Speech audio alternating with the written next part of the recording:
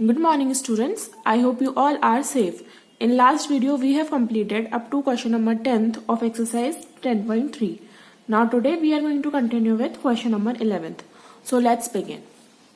Split the following shapes into rectangles and find their areas. The measures are given in centimeters.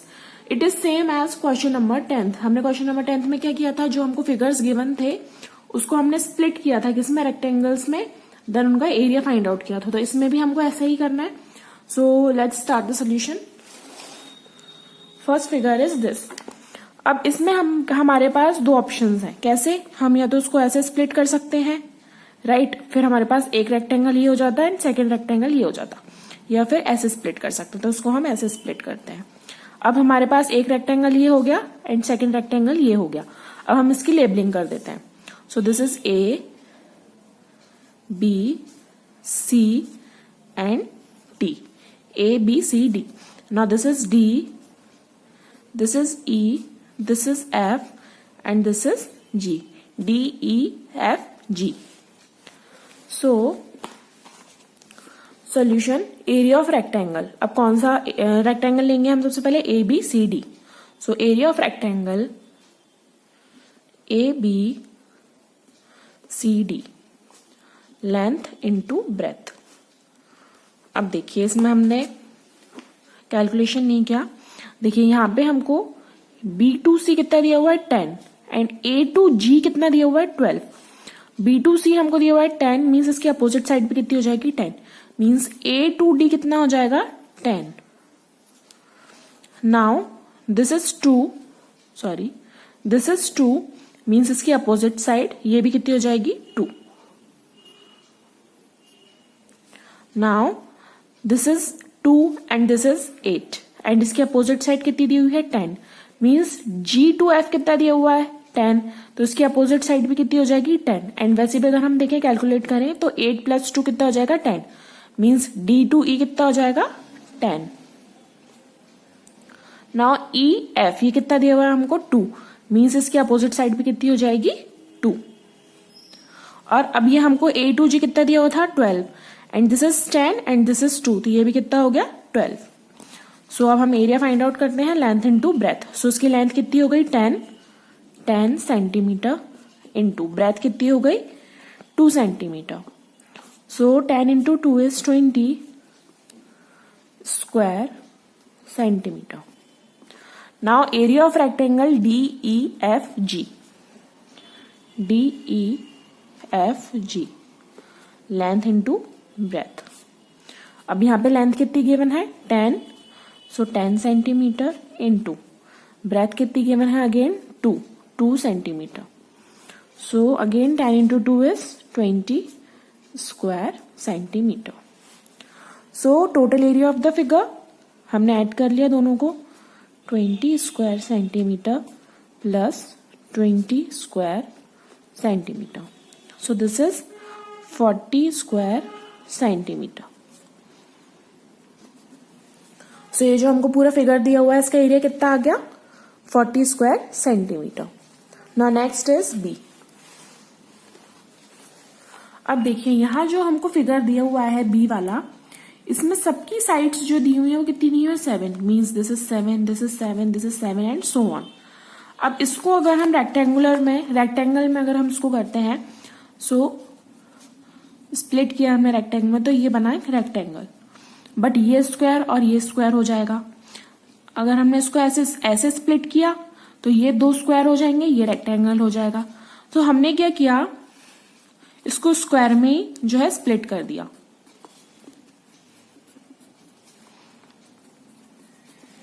अब हमारे पास same side के square हो गए जिसमें each side जो है 7 दी हुई है. अब देखिए ये साइड 7 है, ये 7 है, ये 7 है, तो ये भी कितनी हो जाएगी 7. Now this side is 7, this side 7, this side is 7, then this side is also 7. Then in this figure also ये 7 है दोनों, ये भी 7 है, तो ये वाली साइड भी क्या हो जाएगी 7, because in square all the sides are equal. अब यहाँ पे ये तीनों 7 है, मीन्स ये भी कितनी हो जाएगी 7. अब हमारे पास एक स्क्वायर और बन गया, सो this is also side of this square is also 7. अब यहाँ पे जो हमारे पास 5 स्क्वायर्स हुए हैं, हम नेबलिंग कर देते हैं 1 2, 3, 4 एंड 5। ये सबकी जो साइड्स है वो इक्वल है, राइट। सो इसमें लेबलिंग करने की नीड नहीं है। सो एरिया ऑफ स्क्वायर क्या होता है? Side into side. Now area of one square, अब सबकी साइड इक्वल है तो हमें 5 टाइम सॉल्व करने की नीड नहीं है, हम एक बार ही सॉल्व करेंगे इसको। सो एरिया ऑफ स्क्वायर क्या हो जाएगा यहाँ पे? 7 centimetre into 7 centimetre. So this is 49 square centimetre.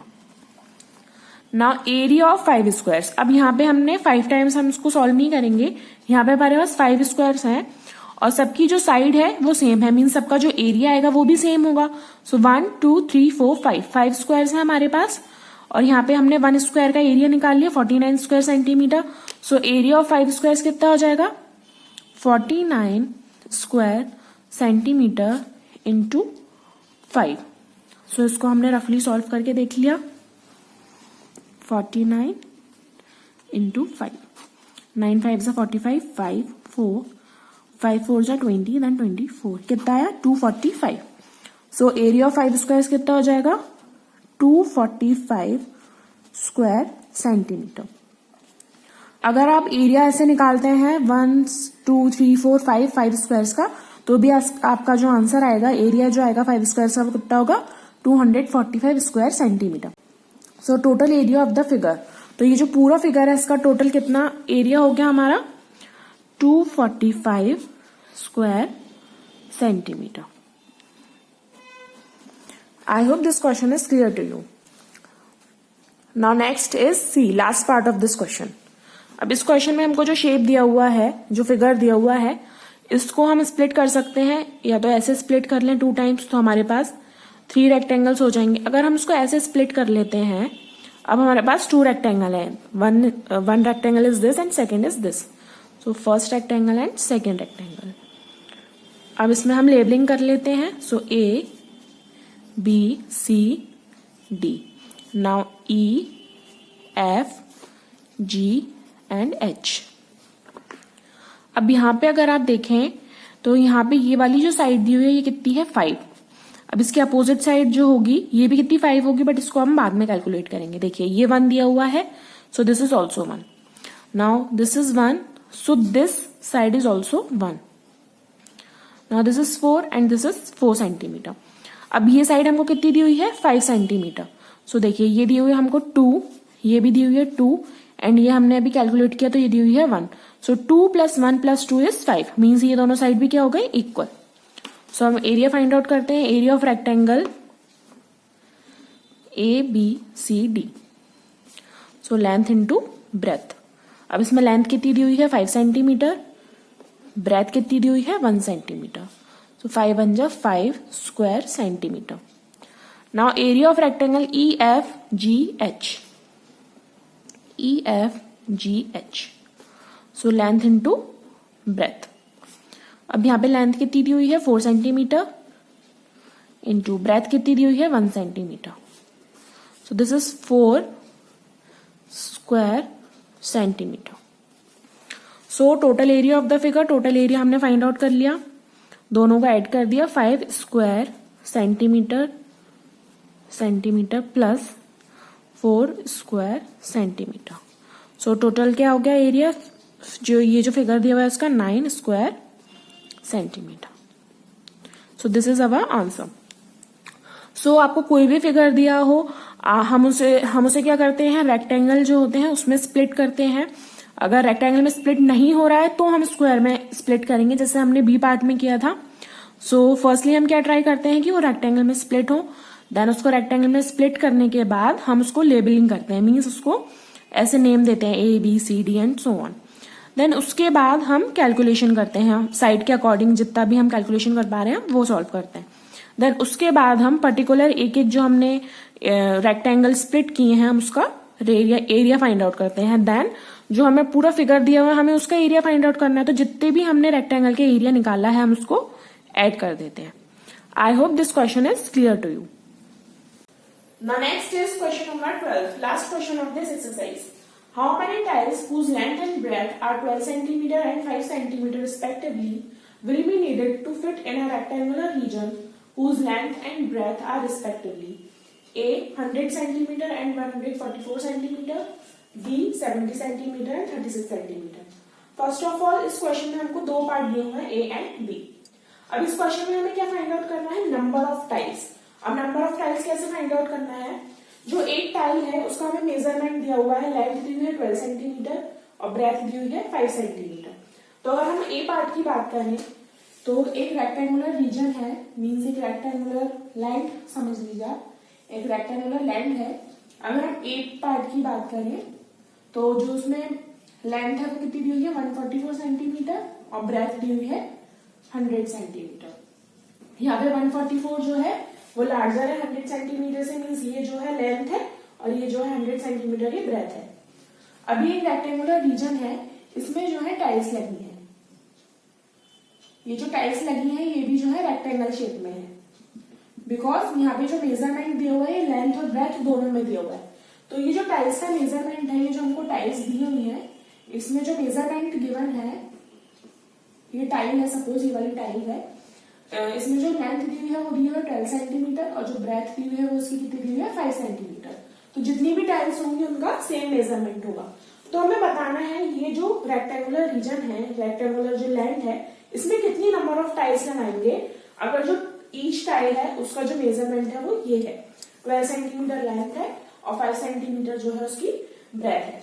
ऐसे ही अगर हम बी पार्ट की बात करें तो यहाँ पे अगर बी पार्ट की बात करें हम तो यहाँ पे जो लेंथ है वो कितनी गिवन है 70 सेंटीमीटर और ब्रेथ कितनी गिवन है 36 सेंटीमीटर. और जो टाइल का मेजरमेंट है वो सेम रहेगा, तो इसमें भी हमें नंबर ऑफ टाइल्स बताना है. अभी हम कैसे फाइंड आउट करेंगे नंबर ऑफ टाइल्स, तो इसके लिए हम सबसे पहले क्या फाइंड आउट करेंगे, जो एरिया ऑफ टाइल है. सबसे पहले हम फाइंड करेंगे कि एक टाइल जो है कितना एरिया कवर कर रही है. जो पूरा लैंड दिया हुआ है रेक्टेंगुलर लैंड, उसमें एक टाइल कितना एरिया जो है कवर कर रही है. फिर निकालेंगे हम जो पूरा रेक्टेंगुलर रीजन है उसका एरिया. फिर हम जो रेक्टेंगुलर रीजन का जो एरिया आएगा उसको अगर हम डिवाइड कर देंगे एरिया ऑफ टाइल से, तो हमारे पास क्या आ जाएगा, नंबर ऑफ टाइल्स, मीन्स कितनी टाइल्स जो है वहां पे यूज हुई है. सो सॉल्यूशन सबसे पहले हम क्या करेंगे, जो टाइल है उसका एरिया फाइंड आउट कर लेते हैं, बिकॉज वो दोनों क्वेश्चन में जो है सेम है. सो लेंथ ऑफ टाइल, लेंथ क्या दी हुई है 12 सेंटीमीटर, ब्रेथ दी हुई है 5 centimetre. So area of tile length into breadth, length into breadth. So length दी हुई है 12 सेंटीमीटर एंड ब्रेथ दी हुई है 5 centimetre. So 12 into 5 is 60 square centimetre. So जो एरिया है एक टाइल का, ईच टाइल का वो कितना आ गया 60 स्क्वायर सेंटीमीटर. ना अब हम ए पार्ट जो है वो सॉल्व करते हैं 100 सेंटीमीटर एंड 144 सेंटीमीटर. तो यहाँ पे जो लेंथ है, लेंथ ऑफ रेक्टेंगुलर रीजन वो कितनी हो गई 144 centimetre, breadth of rectangular region 100 centimetre. So अब हमने एरिया फाइंड आउट किया, फॉर्मूला पुट किया, area of rectangular region length into breadth. So 144 centimetre multiply 100 centimetre. So ये कितना हो गया 144,000. सो जो एरिया है रेक्टेंगुलर रीजन का यहाँ पे कितना आ गया 14,400 स्क्वायर सेंटीमीटर. अब हमको क्या फाइंड आउट करना है, नंबर ऑफ टाइल्स रिक्वायर्ड, कितनी टाइल्स की नीड होगी अगर हमें पूरा रेक्टेंगुलर जो रीजन है उसको कवर करना है. सो हमने क्या यूज कैसे सॉल्व किया इसको, area of rectangular region upon area of tile. So ये कितना दिया हुआ है हमको 14400, 14,400 अपॉन 60.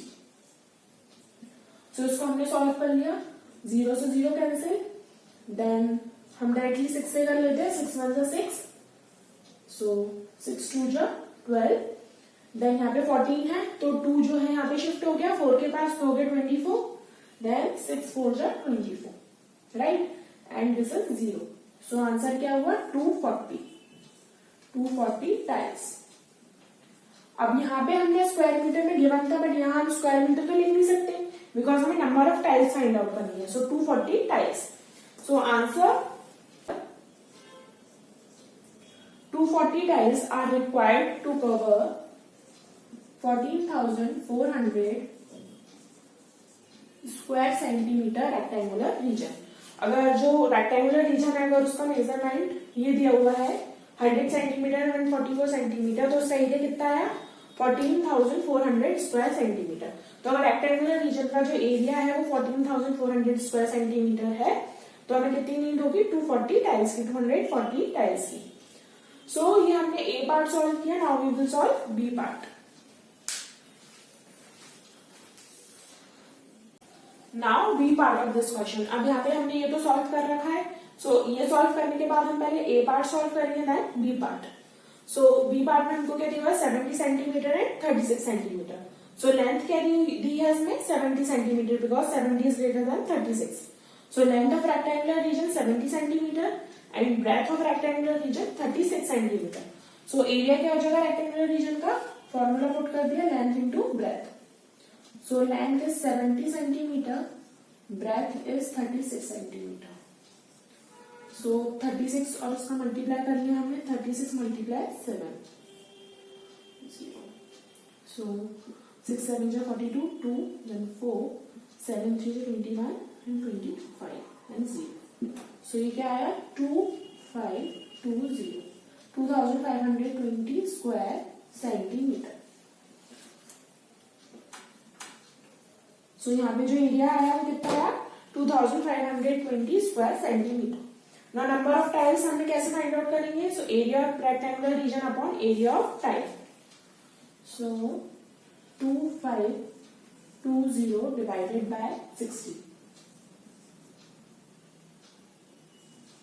सो अगेन यहाँ पे 0 से 0 कैंसिल हो गया, देन 6 1 जा 6 एंड यहाँ पे इसको 4 से दिया हमने रिड्यूस, सो 6 4 जा 24, देन 1 यहाँ पे शिफ्ट हो गया सो 12, देन 6 2 जा 12, सो आया 42 tiles. So answer 42 tiles are required to cover 2520 square centimetre rectangular region. तो रेक्टेंगुलर रीजन का अगर एरिया कितना है 2520, तो कितनी टाइल्स की नीड होगी 42। So question number 12 is completed. This was the last question of this exercise and this chapter also. So chapter 10th mensuration is completed. So if you have any doubt in any basic concept, formulas or any question, you can ask me. Thank you.